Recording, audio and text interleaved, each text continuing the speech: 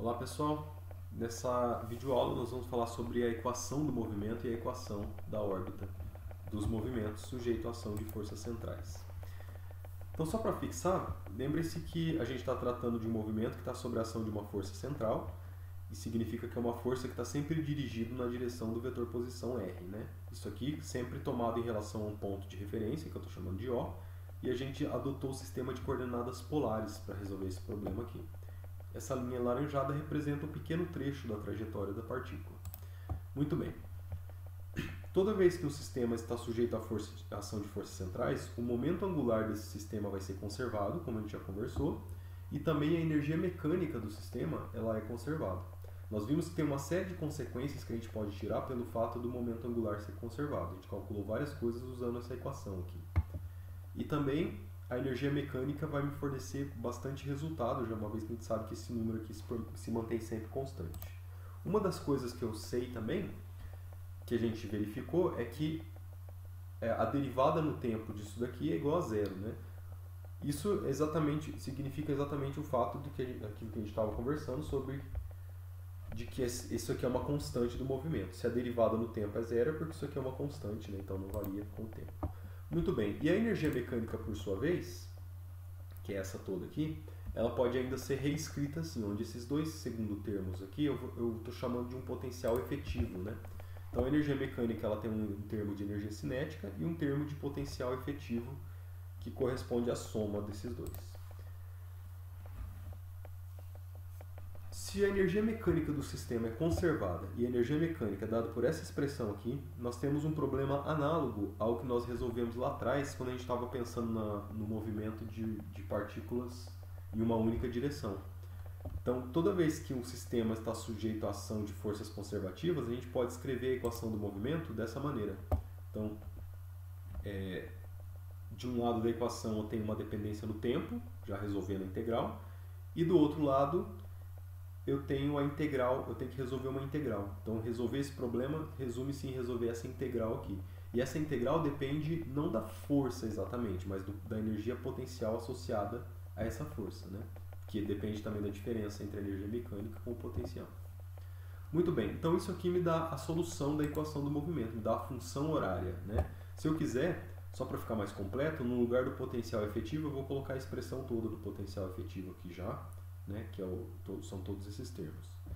Então vocês notem que essa solução aqui, ó, achar o R em função de t, resume-se em resolver essa integral. E essa integral pode ser uma integral bem chata de resolver, né, porque tem uma raiz quadrada, tem 1 sobre R quadrado aqui dentro, depende mais do formato do potencial aqui ainda. Então eu não sei achar uma resposta em geral, mas eu sei que, olhando caso a caso, eu posso encontrar a função horária do movimento usando essa equação. Então se na verdade, o que a gente vai ter aqui é um t de r, né? Como é que o t depende do r. Mas, por sorte, a gente deve ser capaz de inverter essa equação e achar um r de t. E o θ de t? Porque é um movimento em duas dimensões. Então, achar as funções horárias do movimento significa encontrar a função horária de todas as variáveis, né?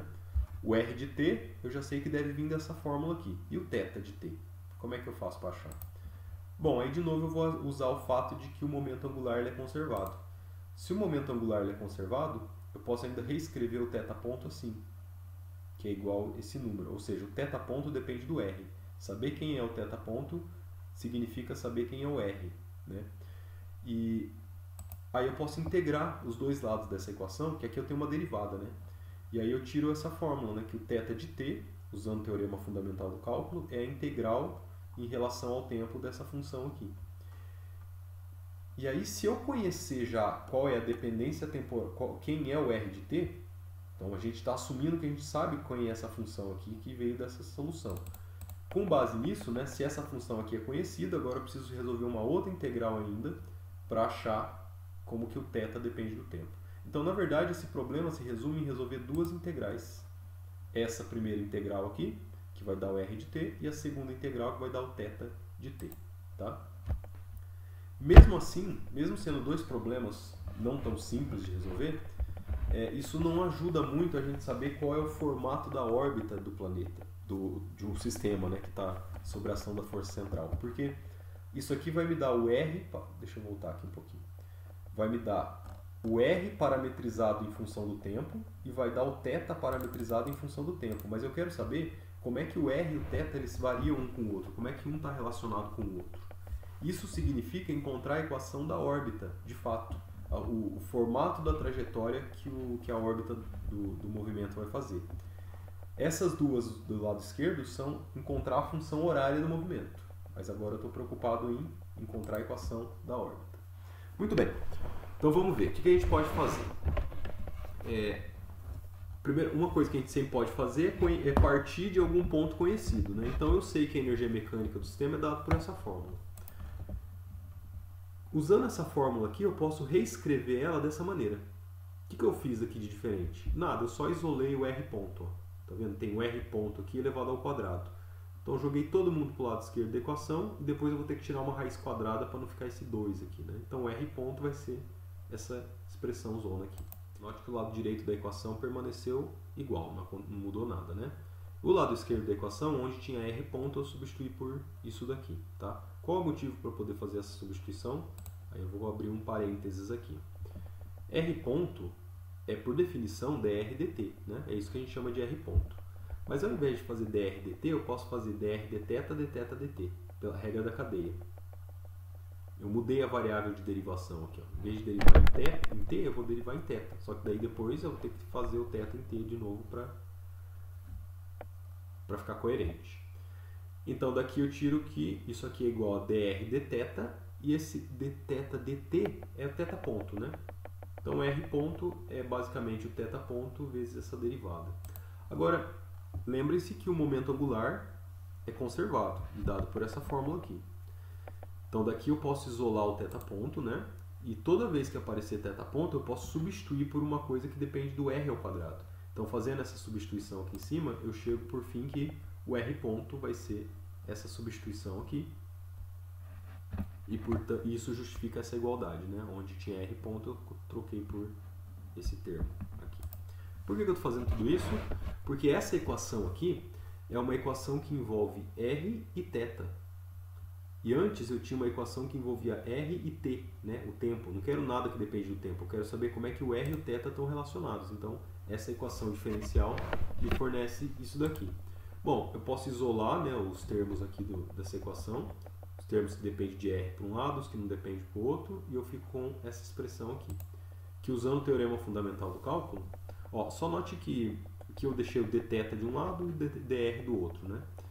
Então, integrando os dois lados, ó, do lado esquerdo, eu tenho a variação do ângulo, θ, em função do R. Né? E do lado direito, eu tenho a integral em função da integral do R também. Então, veja que resolver a equação da órbita resume-se em resolver uma integral também. Só que aqui a gente economiza um passo, né? Porque antes, deixa eu voltar aos slides, para achar a função horária do movimento, a gente tinha que resolver duas integrais, esta e esta. E agora, para a gente encontrar a equação da órbita, a gente precisa resolver uma única integral, que é essa daqui. E já me diz como que o θ depende do R. Tá? De qualquer maneira, isso facilita um pouco o problema, né? Porque antes eu tinha que fazer duas integrais, agora só tem uma. Mas ainda assim é uma integral nada simpática de se mexer, né? Ela tem esse termo de raiz quadrada, os R quadrado, e a gente não tem garantia de que a gente vai saber resolver isso aqui analiticamente sempre. Então, uma equação diferencial, às vezes ela poderia ajudar a gente também a saber interpretar melhor o que acontece nesse movimento, né? Então, vamos ver o que a gente pode fazer. Eu sei que a equação do movimento, de acordo com a segunda lei de Newton, nós já escrevemos lá atrás, né, em outras videoaulas, ela pode ser escrita assim. Lembrando que o L, o momento angular dado por essa fórmula, a gente pode substituir o θ ponto por esse termo aqui. E aí eu chego nessa expressão. Aqui eu estou fazendo algumas simples manipulações algébricas só. O importante é que a gente pode observar que isso aqui é praticamente uma equação diferencial da variável R, né? Ó, tem R dois pontos aqui, só que tem um θ ponto também. Então, quando mistura duas variáveis, não é legal. Por isso que é interessante a gente pegar, no lugar do θ ponto, a gente substitui por alguma coisa que depende de R. Como eu estou fazendo aqui, né? E por fim, posso ainda simplificar, mexer um pouquinho mais nessa equação aqui e reescrever ela desse jeito. Agora, observe que essa equação é uma equação diferencial não linear. E a gente não sabe como resolver com essa equação diferencial não linear. A gente estudou várias maneiras de resolver uma equação, de resolver equações diferenciais lineares, homogênea, não homogênea, etc. Mas todas elas lineares. E essa equação aqui depende de um r ao cubo, né? 1 sobre r. A variável r não aparece só em cima com derivada. Depende do r ao cubo aqui, tem mais o termo que depende da força, então é uma dependência não tão simples. No entanto, existe um truque que a gente pode fazer, uma substituição, uma mudança de variáveis que a gente pode fazer nessa função aqui, que transforma ela numa equação linear. E essa substituição é essa daqui, ó. No lugar de r, eu vou usar uma outra variável, eu vou usar a variável 1 sobre u. Ou melhor, se vocês quiserem, também pode chamar de 1 sobre r, chama de u, né? É uma mudança de variáveis. E aí eu vou fazer o seguinte, eu vou pegar essa equação e aonde for r, eu vou trocar por u. Só que aqui envolve algumas derivadas do r, né? Então eu vou ter que saber como é que são as derivadas do u também. Então vamos ver. É só reescrever a equação aqui para a gente lembrar dela. Essa é a equação que depende do r. Essa é a substituição que a gente está fazendo, tá? Quem que é o r ponto? dr dt, por definição. Mas, ao invés de derivar o r em relação a t, eu posso derivar em relação a u. E depois em relação a t. Mas antes de derivar em relação a t, eu vou derivar em relação a θ ainda de novo. Então isso aqui que eu estou fazendo é aplicar a regra da cadeia duas vezes. Ó. Primeiro eu derivo o r em u, depois o u em θ, depois o θ em t. Então essa é uma regra da cadeia aplicada duas vezes. Por que eu fiz essa regra aqui em particular? Porque do jeito que essas derivadas aparecem aqui, eu sei fazer. Ó. Como é que o r depende do u? Bom, basta pegar o r e derivar essa expressão. A derivada de 1 sobre u é 1 sobre u ao quadrado, né? Menos 1 sobre u ao quadrado. Então essa parte aqui eu sei fazer. O que mais? dθ dt é o que a gente chama de θ ponto. E que por sua vez pode ser escrito como L sobre mr ao quadrado. Opa, mas r ao quadrado a gente pode trocar por u. Lembra que o r é o inverso do u? Então se o r está em cima, se o r está embaixo, o u vai estar em cima. Então esse segundo termo pode ser reescrito assim também, ó, em função de u.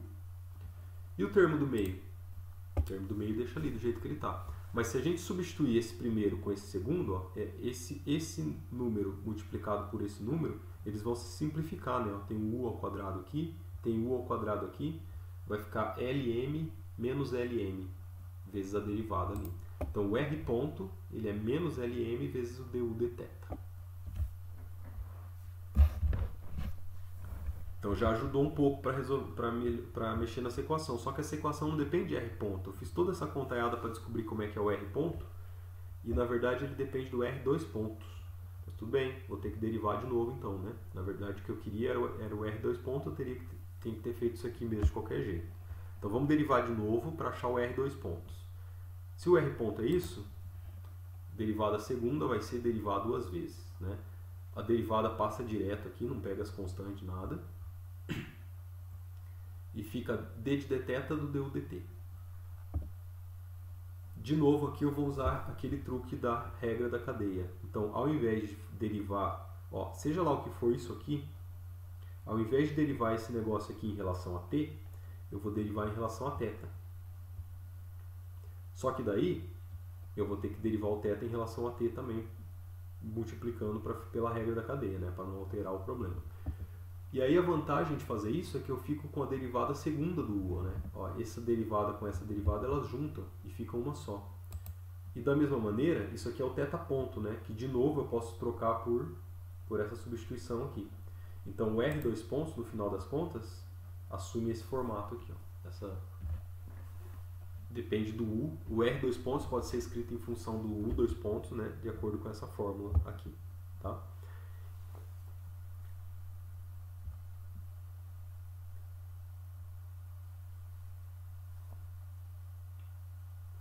E aí, olha só. Parece que... Ó, então eu vou vir nessa equação diferencial e onde tem r dois pontos eu vou colocar esse negócio no lugar. Parece que a gente está complicando mais, né? Porque esse termo aqui é tão pequenininho, né? Simples. E desse lado aqui eu vou trocar uma coisa que é simples por uma coisa que é um monstro gigante. Só que quando a gente faz essa substituição, dá para simplificar um monte de coisa ali dentro. E fazendo isso, a gente chega nesse resultado aqui. que a equação diferencial que diz como é que... Opa, acho que eu voltei alguns. Assim. Então eu tenho a equação diferencial e tenho como que o R depende do U, né? Então a equação diferencial diz para mim que isso aqui pode ser ainda reescrito e assume esse formato aqui, ó, em função das derivadas segunda do θ, conforme ilustrado aqui. Então essa equação aqui é uma equação diferencial linear, diferentemente da primeira, que era não linear. Não preciso voltar tanto. Essa daqui, né? Não linear. Quando eu faço essa substituição, eu chego nessa daqui. Ó, essa do lado esquerdo da equação depende da derivada segunda do U e depende do U, sem derivada nenhuma. Então é um típico de equação linear. Do lado direito, ainda tem esse monte de coisa aqui. Só que, tudo bem, é uma equação linear não homogênea, onde do lado direito da equação tem uma função. E aí, dependendo da cara dessa função, resolver essa equação vai ficar mais fácil ou mais difícil, né? Mas é uma equação linear, só que ela é não homogênea. Então, resolver essa equação significa resolver a parte homogênea e não homogênea. Muito bem. Só para a gente ter um exemplo aqui, ó, o que acontece? Vamos pensar numa partícula que tem um movimento circular, conforme esse ilustrado aqui nessa figura, tá? Só que esse movimento circular, ele é de tal maneira que essa trajetória ela não está centrada na origem do sistema de coordenadas. Então, descreve um círculo, só que esse círculo ele está deslocado. Ele tem a origem do sistema de coordenadas é esse ponto aqui. Então, escrever a equação desse círculo aqui em coordenadas polares é equivalente a escrever essa fórmula aqui, ó. Então, essa equação aqui, R de θ, fala para mim como é que é a equação desse círculo em coordenadas polares. E aí eu quero saber o seguinte, como é que teria que ser a força, como é que teria que ser a cara da força central para que uma partícula descrevesse uma trajetória circular igual a essa daqui desenhada na figura? Então, existe alguma força circular que poderia existir para uma partícula descrever essa trajetória aqui? Eu sei que se eu quiser descrever um movimento circular com a origem centrada no centro do círculo, a força central teria que ser a força centrípeta, né, que é a força que a gente já conhece. Agora, e se não estiver no centro do círculo, como é que a força teria que ser? Então, vou pegar esse exemplo. O que eu posso fazer aqui? Bom, de acordo com o que a gente viu aqui, essa equação ela me dá uma relação entre a força e a derivada da posição U, né? Lembrando que o U é 1 sobre R, né? Então, isso aqui é o R de θ. O U de θ vai ser o inverso disso, 1 sobre R de θ, né? Então, se o U é dado por essa fórmula, a derivada do U vai ser esse negócio aqui, e a derivada segunda do U vai ser esse negócio aqui, né? E substituindo todo mundo nessa equação, que é a equação diferencial da órbita que a gente encontrou, a gente vai chegar nesse resultado, que o F, esse F de U vai ter que ser isso daqui. Vai ter que ser dado por essa expressão aqui. Então, lembrando que a força central tem que depender da posição R, né? Então, quer dizer, qualquer força central que tenha essa característica aqui, ó, seja uma função quinta da posição, ela vai fazer a partícula descrever um movimento circular parecido com esse, representado aqui no desenho. Em geral, o que a gente quer fazer é o contrário, né? Dado o formato da força, como é que a gente encontra o formato da curva ou a trajetória que a partícula vai fazer? É isso que nós vamos fazer nas próximas aulas. Mas aqui só para ilustrar como é que essa relação funciona, tá?